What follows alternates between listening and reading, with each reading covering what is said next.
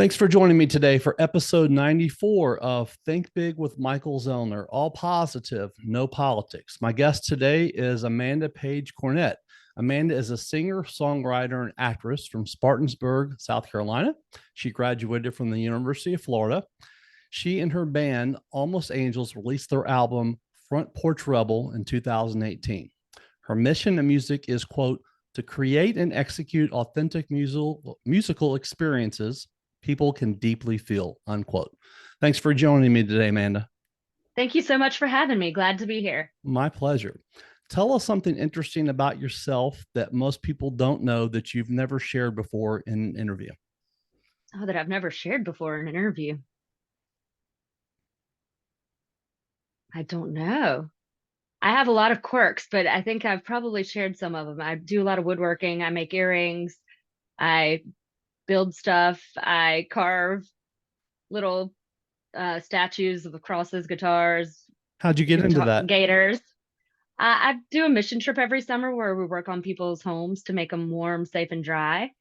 And so I've learned how to use lots of tools and kind of that's how I kind of got into building things. And then all of a sudden I had some spare wood from the yard and I was like, oh, I should try carving something. I saw a cool little cross statue and I was like, oh, I should try to see if I can do that. And I just kind of started trying it and it worked. And it's kind of one of those hobbies that I do every now and then. And it's great because I cannot draw for the life of me, Me but I either. can reveal stuff.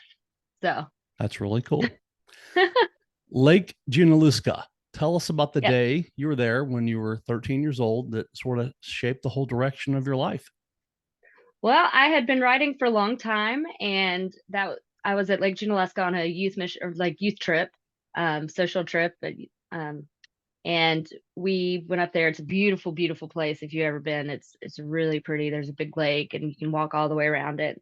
And it has a cool cross up, but they also do praise and worship as a part of the weekend. And so for the first time, I talked to one of the music people and asked them to play for me. And so I sang one of my original songs for the first time in front of people, and it was pretty magical.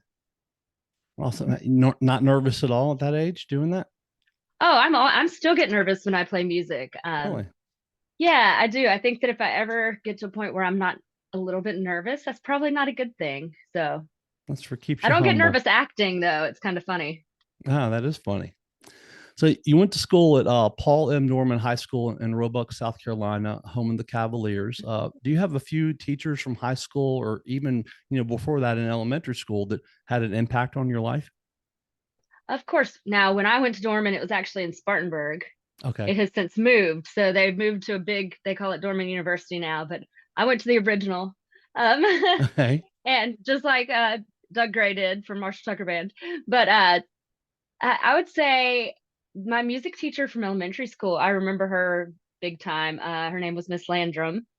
And I just remember my favorite part of the day in elementary school was going to music class when we went. I think we went a couple times a week. And then as I grew up, I ended up working with Joe Bennett, who was an amazing guitar teacher, my first guitar teacher. And he had had a top 10 hit when he was 15 with a Cool. rockabilly group called Joe Bennett and the Sparkle Tones back in the 50s, I think. Wow. And it was really invaluable because he said, hey, when do you write your songs? And I said, oh, whenever they come to me. And he said, well, that's why we lost our record deal. He said, we could only write when they would come to us. He said, so I want to challenge you. He said, try to make it a skill, not just a talent. So even if you don't feel like writing, write. So he gave me a title and said, try writing to this title. And the next week I came in, he was like, I thought about that. That was probably too much. And I was like, here you go. And Wow. so that's probably the best advice I've ever had as a songwriter is make it a skill, not a talent. You acted at Spartanburg Youth Theater when you were a child, and then you played the lead character of Rosie in your high school version of Bye Bye Birdie. How did I you did. how did you get that lead role? And what do you remember about it the most? um, it was a lot of fun. I love doing theater. I wish I had time to do it now. It was always a lot of fun. My 2 years before that, actually, my childhood best friend had gotten the lead in um what was it? Guys and Dolls. So it was kind of fun. It was like I've just always been into music, and I think I actually auditioned to be Kim, but luckily the theater teacher knew that I was probably needed to be more the spicy character Right. than Right. the sweet little everyday innocent girl. I bet that was a lot of fun for you. It was so much fun. It's really funny to go back and watch. And, you know, I thought I was an okay singer back then, and I go back and watch it, and I'm like, ooh. So you have it But I on guess you at the have it on time tape. I do have it videoed somewhere. So Wow, that's really cool. it's You know, funny to see me in a little black wig. oh, how old were you when you did that? I think it was my junior year. So I guess 16 or 17. Okay. Yeah, So yeah, it was a lot of fun though. It was a lot of fun. I bet that was. South Carolina has a few big colleges there. You have University of South Carolina, Clemson, Furman, and more. Why did you decide to attend the University of Florida in Gainesville? Well, my brother actually went there. We lived in Florida for a few years, like in my middle childhood, and then moved back to Spartanburg. And so I became a big Gator while he was there. And there was only one public school in South Carolina that had my major, and I didn't want to go there. So thankfully, my parents allowed me to apply to UF, and I was able to get in. So I have a few friends that went there and they say they loved it. it was an awesome experience. I love being a Gator. Yeah, So fun campus. They said it was a lot of fun there. absolutely.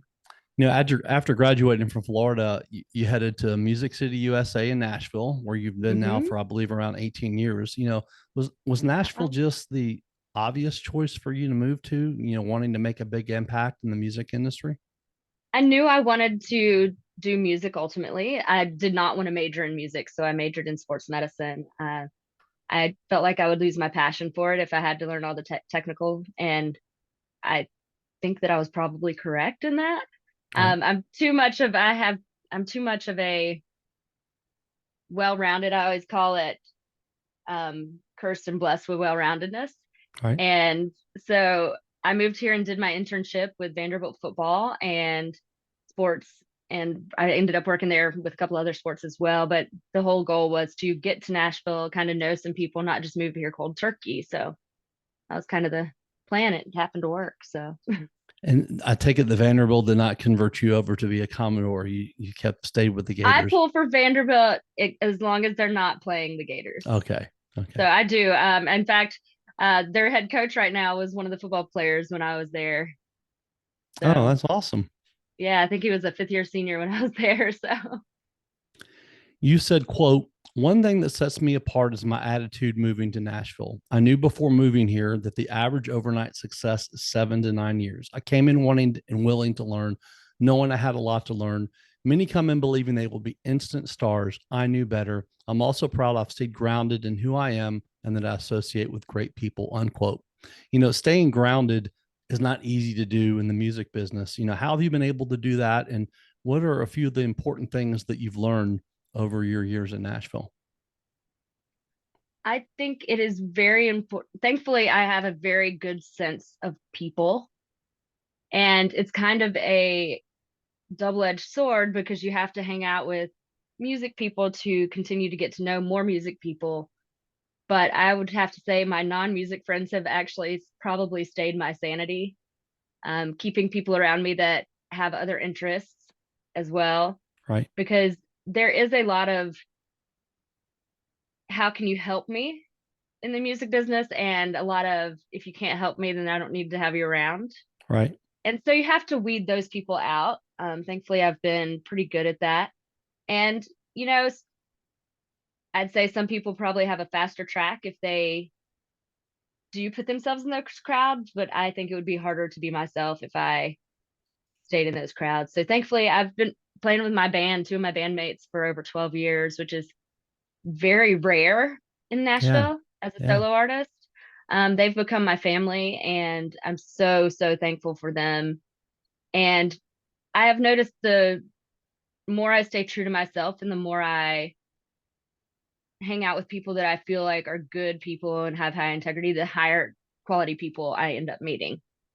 So You also said, quote, my music is a unique mix of Southern rock and soul, and I aim to make music that makes people feel something, whether it be hard hitting truth, fun, or taking them to the beach. I want people to go on the musical journey with me, unquote. What are the main things that you want people to feel with your music? And what's this journey been like for you up until this point? Music is so universal, and it's really, if people really think about it, most people have had moments in their life where they've turned to some sort of music to get them through something, good, bad, ugly, and as a songwriter and an artist, I want to do the same for people. I want to be able to give back to them. I want them to say, "Oh man, I'm not the only one that feels that way," or somebody else has felt that before too, or "This is so exciting," or "Oh my gosh, that's exactly how I feel right now and it's awesome," or "Oh wait, I'm not the only one that has experienced that." And I Right. think that that's the power of music, no matter what the genre. I think that if it's, and sometimes it is just to have fun, but I think that I can always tell, and I've always been able to tell when an artist doesn't understand what they're singing about. And so that's why I say I want people to feel it. I want people to actually know that I understand what I'm singing. And I want that emotion to come across, because that's the important thing, for the audience to feel something, even if they hate it. I mean, Right. if it makes them feel something strongly, I'm fine with them hating it, to be honest, Does an idea because it just come sparks to something. do you just get ideas? I mean, here and there about like this, I think this would be a great song, an idea for a song. How does that come about when you're thinking about writing the song? I always have my ears open a little bit, and I could be walking through a crowd and hear somebody say something, have no context whatsoever, and be like, "Oh, I'm writing that down." Um, Sometimes it comes from my life experience. Sometimes it comes from hearing somebody else say something. Uh, like I said, it doesn't even have to have any context to what the song ends up being about, but it could be just that line or that hook that I hear, and I write it down thinking, "Oh, I hope they didn't know that they said that, because that was pretty cool," or they didn't recognize it. Because people will say things and they don't even realize that sometimes they say something really unique or really like triggering that makes you Sure. want to think, hmm. So, and I always tell people to be very careful if you're hanging out with a songwriter. Anything you could say could be used and immortalized in song. That is very true. I read something really interesting about you. You sort of mentioned this a little bit earlier. You actually like to make your own feather earrings. That sounds pretty cool. Tell us how I that got do. started. There I don't you know if go. you can see Yeah, them. tell us Can you about see them? those. Uh-huh. Let's see. So this is one of the pairs. So Those are my great uncle Deward in Virginia had pheasants, and he also had guinea chickens. And so I was out there for a Christmas a while ago and saw all these really cool feathers. If you've never looked at a male pheasant, they have a multitude of different colors, beautiful colors. I mean, insane colored feathers all over them, and they shed them. So no birds were hurt in the making these earrings. right. So anytime I was up there, and still when I go up there, I would go and find where the guineas would roost, and I would take the polka dotted feathers that had fallen off of them. And I don't know, I just think it's unique. It makes me think 70s. It makes me think kind of Janis Joplin type stuff. And that's a big influence. So I don't know, there's something freeing about feathers. And then it happens to work with the Almost Angels band too. So Yeah, kind of all comes absolutely. together, whether on purpose or not. So Yeah, angels and feathers. It's amazing. I'm a big believer in the spirit world, and I believe in angels. And one of the things that I found since my father passed away almost 10 years ago now, wow, is that when I know I see feathers often, and mhm, when I see them, I collect them and I have them in a bag, and and I've read that that's a sign, that hey, my dad's still around. that's awesome. It's kind of like butterflies. Yeah, butterflies are Um, there too. Yeah. yeah, a dear friend of mine passed away this summer, an amazing, amazing, amazing entertainer, singer, writer here in town, and Nolan Neal. And he had a song called "Send Me a Butterfly" for his dad. And since he passed away, it's kind of become the song that reminds all of us of him. Yeah.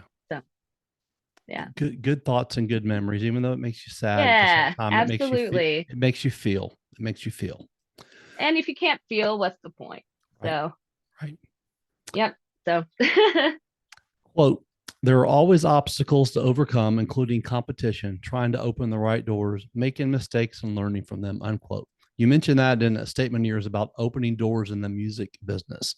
Is that, one, if not one of the hardest parts of the industry today?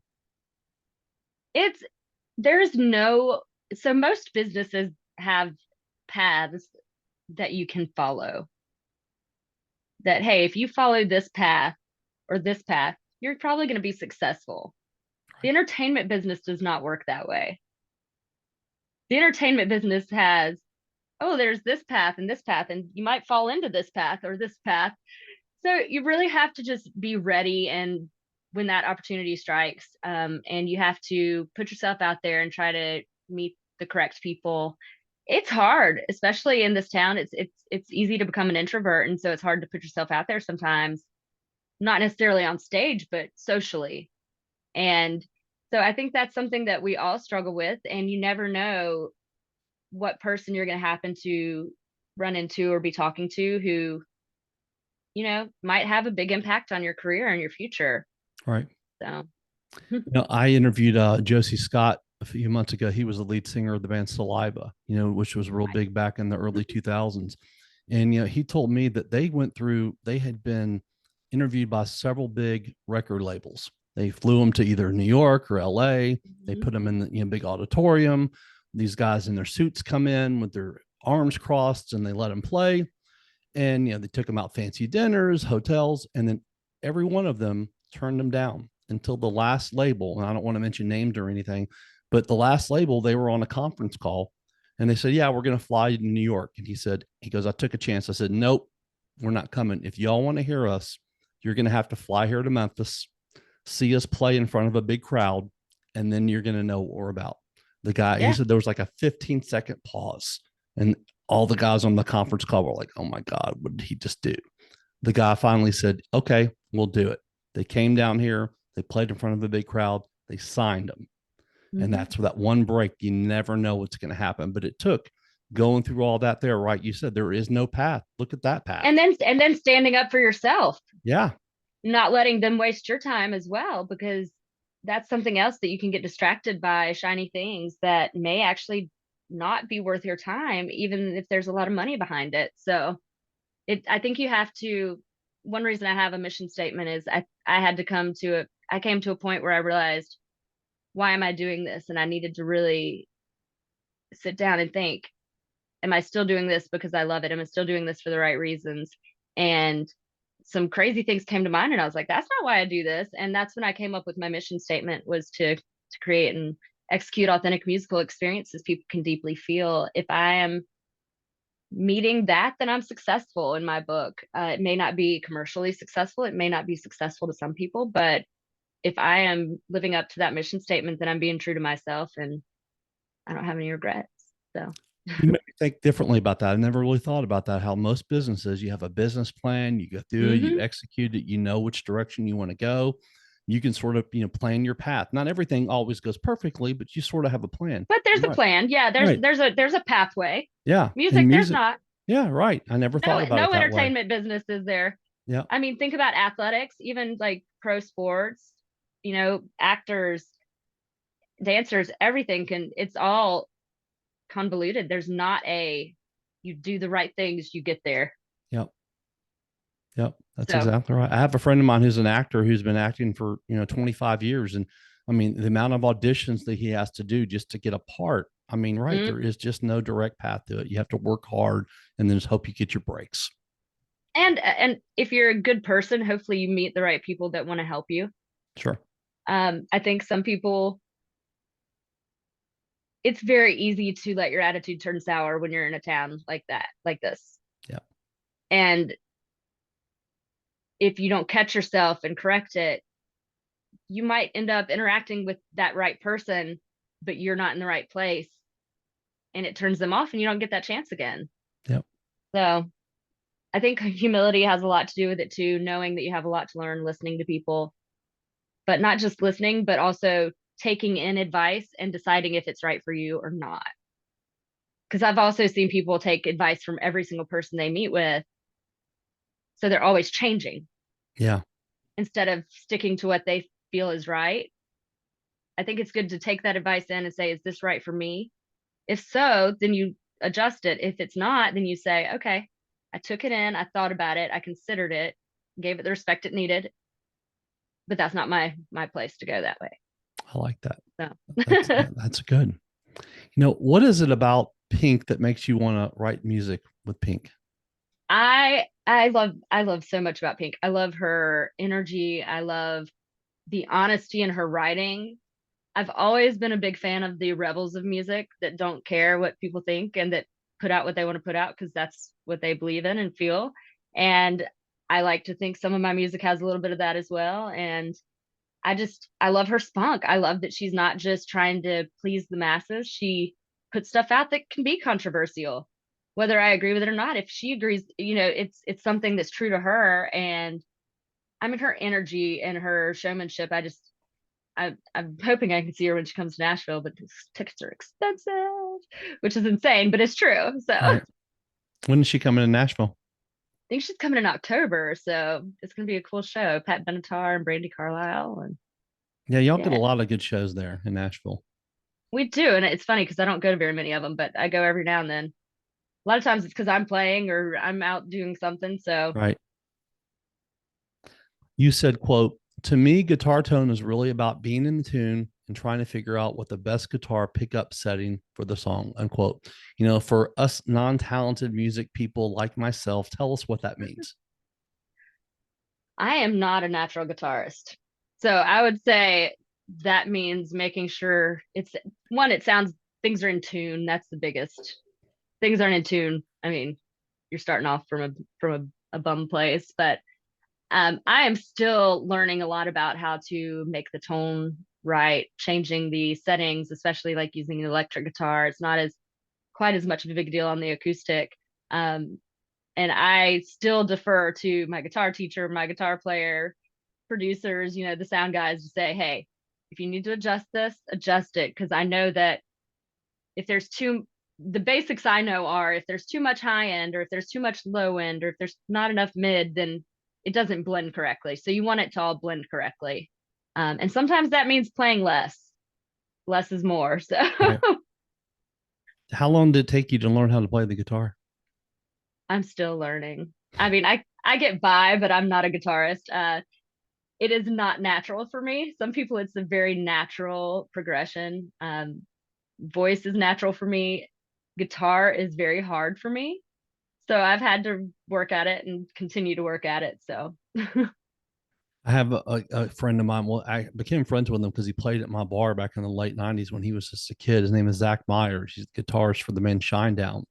And at 13 years old, he was just unbelievable, just natural guitarist. And now, I mean, 25 years later, I mean, Shinedown's obviously blown up so big, and he's just so good. Just an amazing guitarist. I love watching him. I'm very jealous of people who are natural. My guitar teacher, Dave Isaacs, who's also a good friend of mine and co-writer, and my guitar player, Randall Scott Peterson, they are both extremely natural, but they also work really hard and have taken that talent. And it's kind of like making songwriting a skill. They've taken their talent and really worked to put the skill behind it too. So It I does just take. try not to screw things up.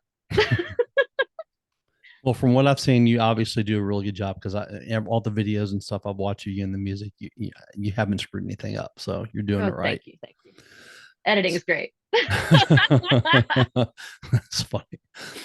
Salkehatchie Summer Services is Mhm. a church outreach program and summer youth camp where volunteers go out in the community in South Carolina. You work on upgrading, repairing homes, and you volunteered your time with them. And you've also helped out, been involved with ALS and cystic fibrosis too. Why are those programs and those causes so important to you? Um, Service projects like Salkehatchie and Camp 151, which came from Salkehatchie originally, their main purpose is to, like you said, rebuild homes and fix them to make them warm, safe, and dry. And there's something extremely not only humbling but also very blessing about being around people who don't have a lot necessarily materially or financially, and getting to meet them, interact with them, and learn from their faith and how big their faith is, even if they have nothing. But it's also an opportunity for me to like just feed my soul by sharing my gifts and my ability to do things that even if they're not my like top talents, but I can go out and help with other people, and together we can make this big giant impact.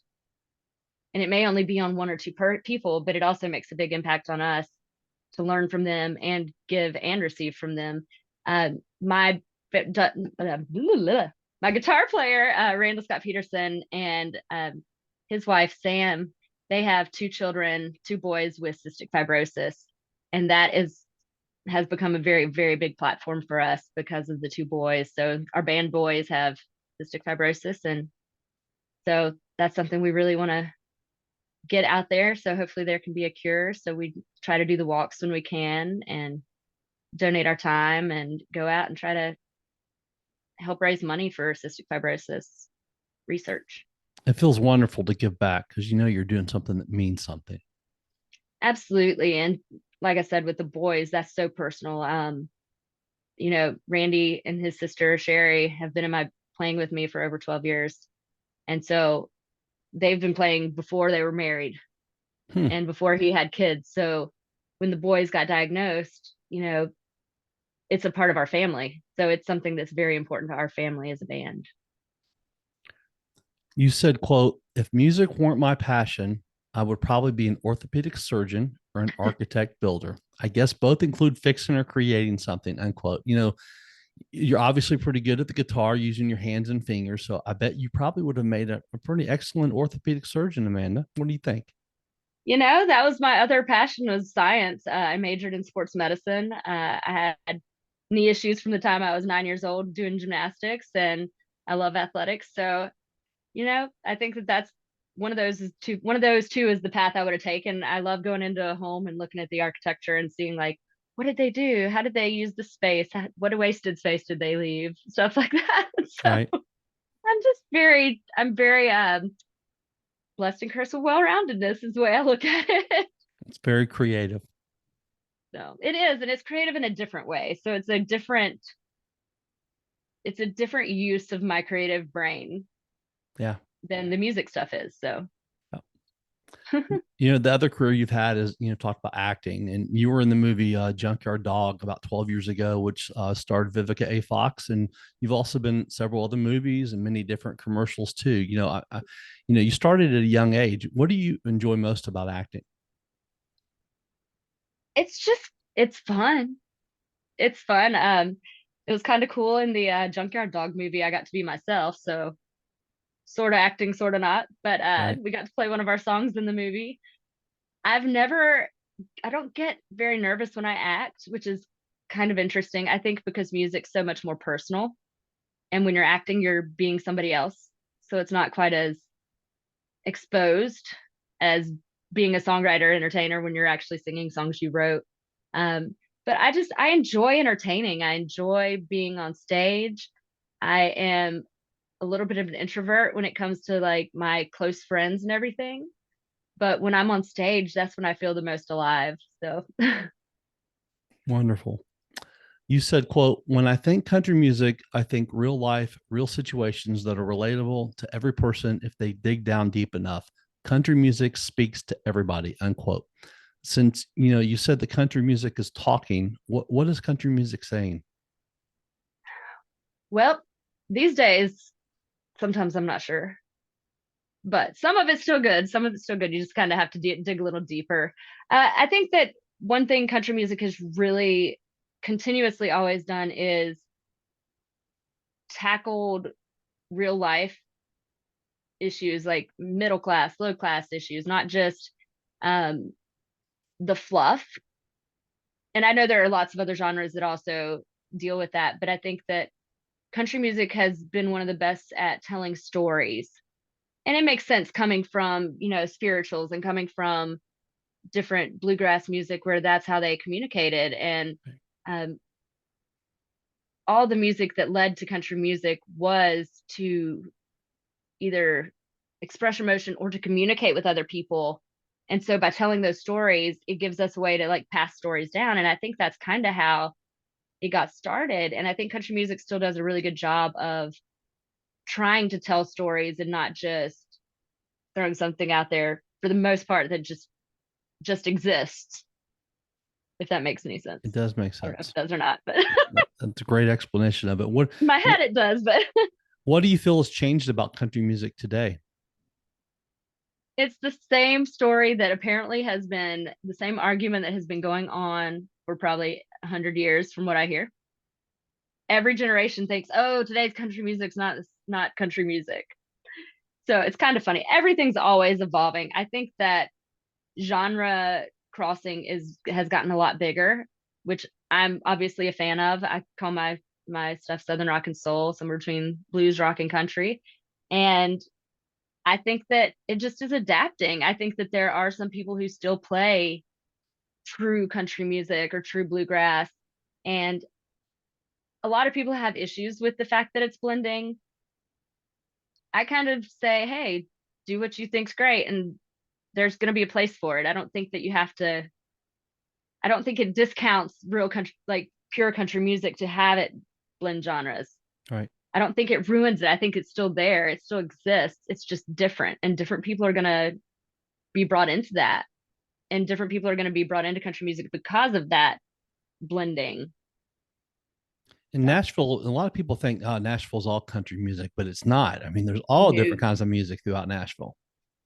that is 100% true. It's very funny when people think that. People say, oh, where should I go? And I'm always like, oh, you should go down to BB King's or Bourbon Street Blues. We have two of the best blues bars in the world and some of the best blues musicians and rock musicians. I mean, we have so many different genres of music in town that people just don't even recognize for because country music kind of overshadows the all of it. So You know, one of the things that happened in the middle of your music career back in 2016, I believe, is you had a car accident that affected, you know, both the nerves in your hands and in your voice too. How were you able to overcome those major obstacles to, you know, advancing your music career?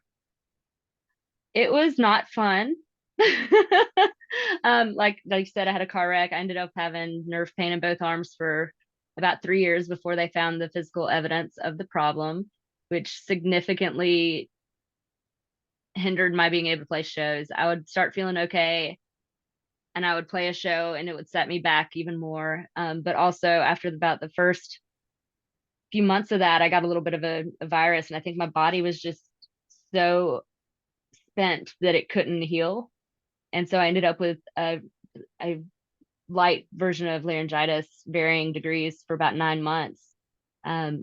The backside of that is it forced me to get with an amazing, or it led me to working with an amazing voice coach who is so incredibly talented in how she understands the physiology of the voice and how she has been able to help many of us come back from something like that to from being where we think we might lose our voice forever and never be able to get back there to finding more voice than we ever knew we had. All right. It also led me to really dig in deep and work more strongly with Dave Isaacs, my guitar teacher. And that's been invaluable as well because I could get by on guitar, but it's helping me become more of a well-rounded musician, understanding more how to get from here to here on the guitar and how to advance my music and my showmanship as well. So something, you know, positive came out of something negative. I mean, obviously getting hooked up with Absolutely. that voice coach made a huge difference, I'm sure.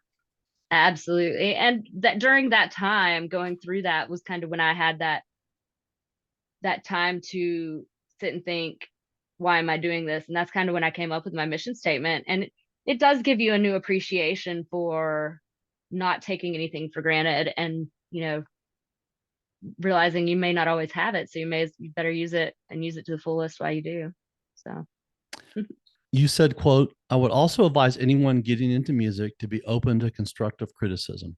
I always say constructive criticism can make me better or bitter. I choose better, unquote.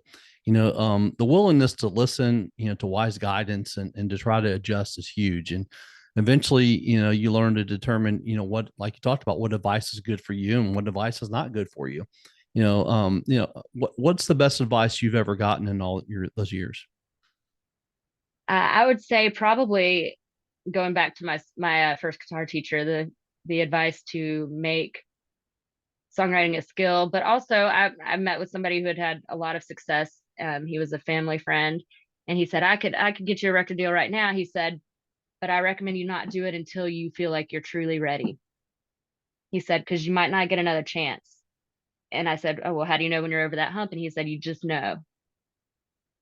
And as ethereal as that is, and not plan by plan as that is, it's true. Like I knew when I got to that point. I knew when I was at a point where I felt like I've come into my own. My music has evolved to where it truly is a representation of my band and myself, and it was invaluable info because if you go into it, which many people do, they're gonna the producers, whoever you're working with, they're gonna mold you how they want you to be. And a lot of people have a lot of success with that, but then sometimes they also have to come back and say, wait, who am I? I've been molded into this, so who am I? So in my case, I've had the, I guess, opportunity.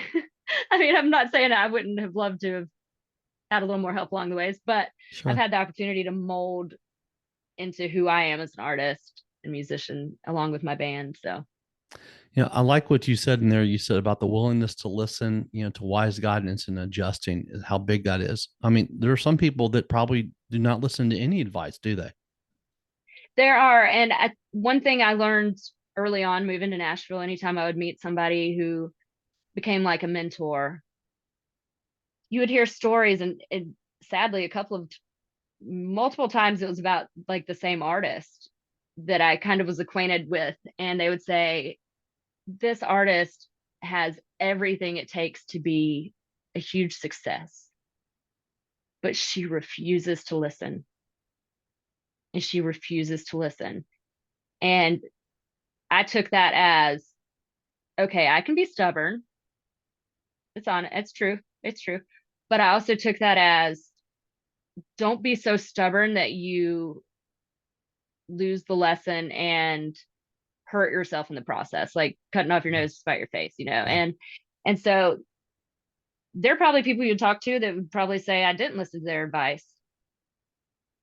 But I also, like I said, have gotten to the point where I take the advice, I really do internalize it and decide if it's right for me. And sometimes it's not. And some people might take that as not listening to the advice, but for me, I think that's taking the advice and deciding whether or not it's the right advice for me. I like that. So, Your band Almost Angels has been playing together for over 10 years now, and you guys consist of, I believe, Sherry Peterson Tennille on bass, mhm. Randall Peterson on guitar, and Sean Peterson on drums. Tell us about the band and how you guys all came together. Well, they've been together since the twins were born. So Randy is their older brother. Sean has actually been back in Georgia for a little while. So we actually have another guy playing drums with us for the last few years, who's oddly enough name is Sean as well. So Hmm. Sean Killen. But the original band we were put together, they've as siblings, they've been playing together their whole lives, and they kind of all moved to Nashville at the same time. And we were put together for a show that had multiple artists playing with the same band, and they were the band that was put together with us. And the organization, like that kind of thing, fell apart a little bit, but thankfully I got a band out of it. They kind of stuck it out with me. So um, you know, it's easy to like just look at musicians as, oh, I can get somebody, I can hire somebody, I can hire somebody. Um, I've tried to always really make sure they know how much I appreciate them as people, and that even if I have to do something for free, I try to pay them because I don't want them, even though we've become friends, to feel like I'm taking advantage of them. And I think that the mutual respect we have is one reason we're still playing together. I respect them, they respect me. If, they know if there have been times where I couldn't pay them for rehearsal and I would say, I'm going to bring dinner, I'm going to cook dinner for everybody. Nice. So they knew I was trying, even if I couldn't afford to financially pay them. Like they knew that I wanted to. They knew I wanted to contribute to their lives, not just have them do things for free. So And I understand with Sherry with the Tennille that there's a relation there to Captain and Tennille. there, there is actually her husband's cousin was Tennille, the Tennille from Captain and Tennille. So or Yeah. Tennel, Yeah. Or they were big depending back on in how the you day. say it. Yeah. Back in, I guess it was the 70s or so. They were big. Yep. And they're all from Milledgeville, like Sunny, her husband, and Sherry, and the Petersons are all from Milledgeville, Georgia. And I'm not sure where Captain Snow ended up being successful, but somehow they have roots there. So, Right. I think I saw where maybe it was earlier this year where Captain, he passed away earlier this year. oh, I'm not sure. I'm not Yeah. sure. Yeah. But I saw. it's even funnier because it's Sherry's husband's name is Sunny, so it's also Sunny and Cher. Oh, yeah. Wow. So, That's funny.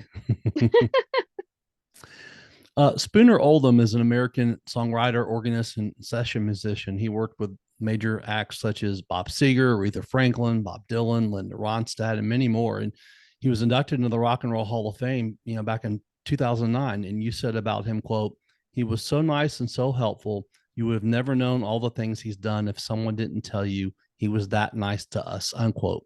You guys, worked with him when you made your album Front Porch Rebel. What was it like to work with Spooner? And tell us what this album means to you guys.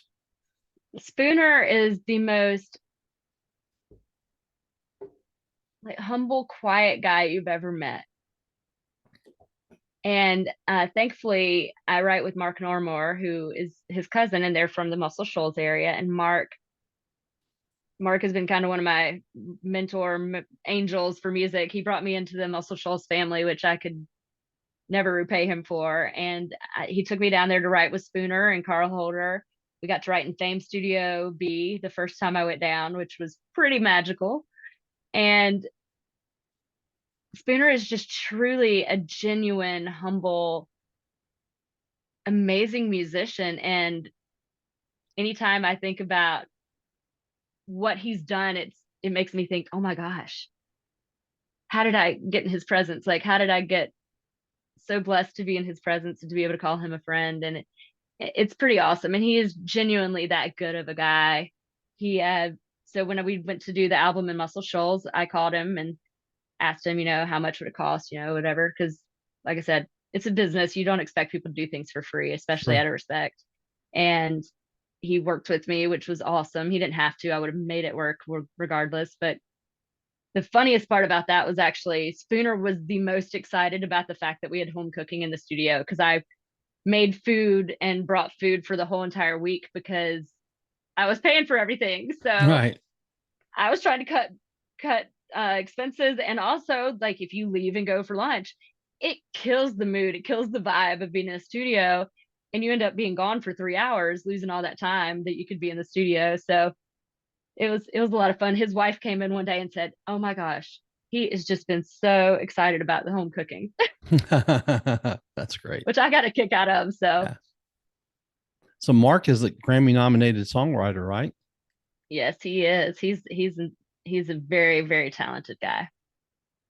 And that album that you guys, I understand that, 11 tracks, y'all knocked that out in like 5 days in the studio. Oh, we have 15 songs on the Front Porch Rebel album. Okay.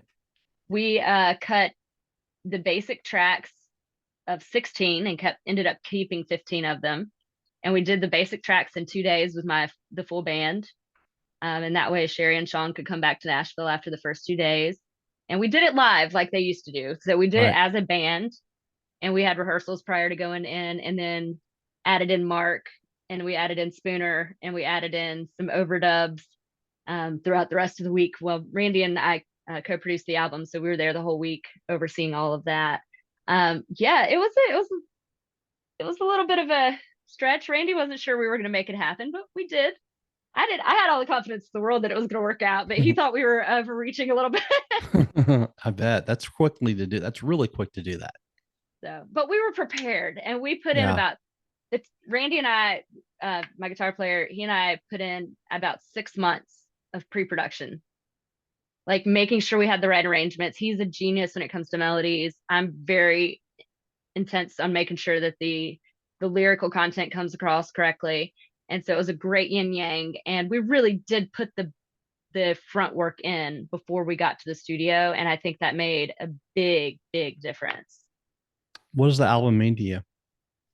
It's the accumulation of lifetime of something I wanted to do, and I came up with ways to emote every song on the album prior to going to the studio. That was part of my getting prepared.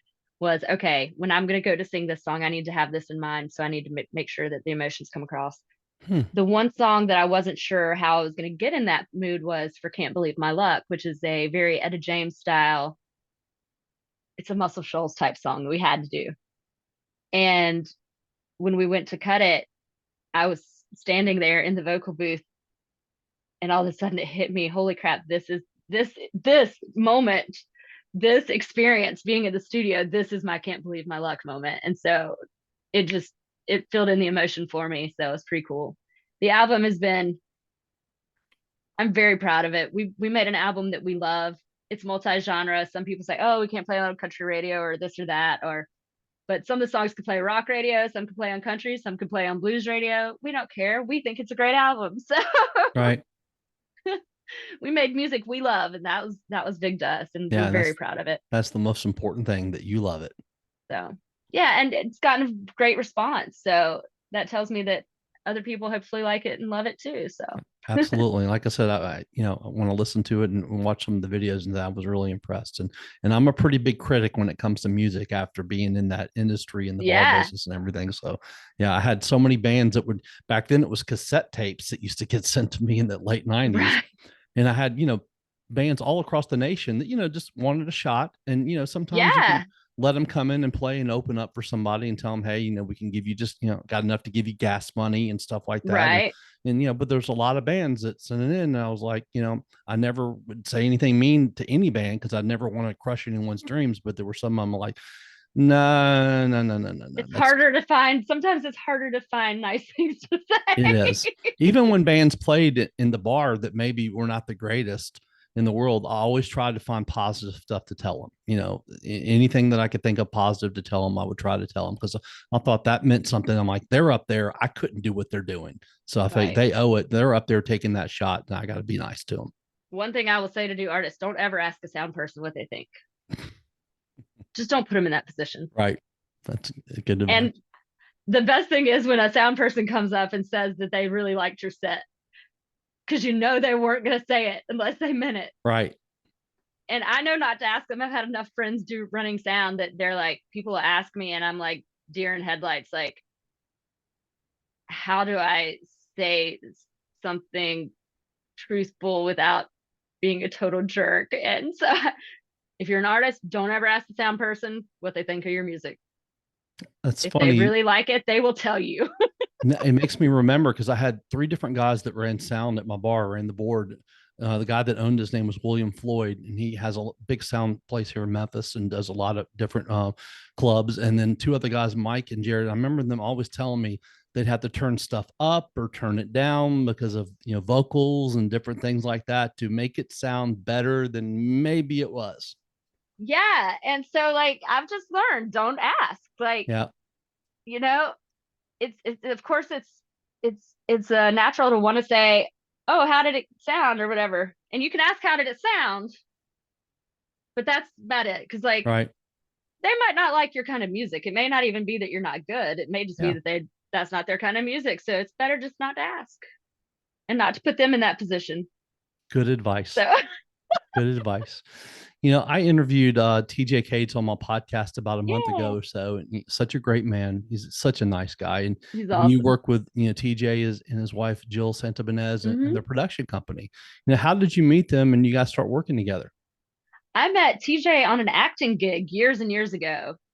I think we were in, I don't remember if it was a commercial shoot of some sort. I can't completely remember which one it was, but we'd run into each other over the years, and we'd run into him, and he would be doing some videoing for the Nashville Entertainment Weekly on the local channel here, and we just kept running into each other. And shortly after I put my album out, I was working with another company and ran into him. He said, "Oh, we do PR too," and I said, "Oh, that's cool." And he said, "Come talk to us." And so I went and talked to him, and it just seemed like it would be a good fit. So I've really enjoyed working with Nashville Entertainment. They've been really good to me and very positive, and they work really hard. So I'm very thankful for them.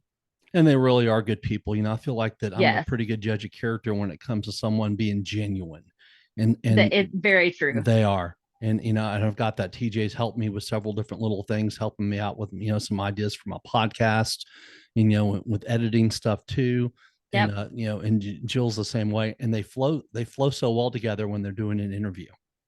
Oh yes. Oh yes. It's funny. They've had to switch in and out in the middle of an interview before Yeah. at live events. And it's just funny because they'll just make a comment about it and be like, well, she had to go do this. So I'm here Yeah. now. It's just real. It's all real. It And that is. and It that's very great. is. And you don't find that a lot in that industry. So You I'm don't. thoroughly impressed. I learned a lot from the first PR company I was with. And I learned a lot, a lot, a lot. And sometimes it was more than I could handle, to be honest, Sure. because they were used to working with artist teams, not just indie artists. They were used to working with people who had full teams to help them do everything. Yeah. And that became overwhelming at times. And TJ and Jill just have a very different feel. They very much care about the people they work with genuinely, and they genuinely want you to be successful and want you to feel good about what you're doing, which is, it's great. So I've enjoyed working with them. That's great. Tell us a little bit about your dogs, Lucky and Lolly, and what they bring to your life. Joy and craziness.